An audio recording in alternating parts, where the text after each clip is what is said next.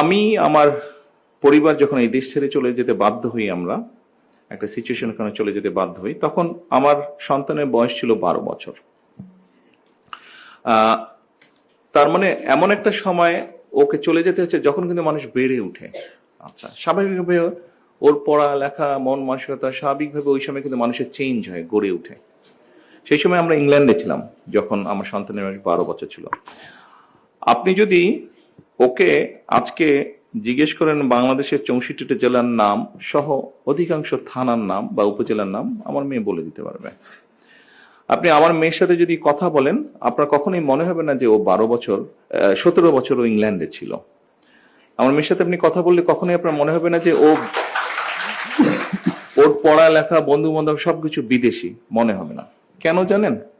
এটা হচ্ছে মানসিকতার ব্যাপার, এটা হচ্ছে পরিবারের বিষয়, এটা হচ্ছে মানসিকতার ব্যাপার। আমি কাউকে উদ্দেশ্য করে বলতে চাই না, তবে আমাদের দেশে একটা মানসিকতা আছে, যেই বাচ্চারা ইংলিশ মিডিয়ামে পড়ে তাদের পরিবার বা সবাই আশেপাশে তার সাথে ইংরেজিতে কথা বলতে চায় সারাক্ষণ। একদিক দিয়ে ভালো এটা, যে ঠিক আছে প্র্যাকটিসটা বেটার হবে, কিন্তু করতে গিয়ে যেটা হচ্ছে, যেই সমস্যার কথা আপনি বলছেন সেই সমস্যাটা হচ্ছে, সেটা হচ্ছে মানসিকতার ব্যাপার।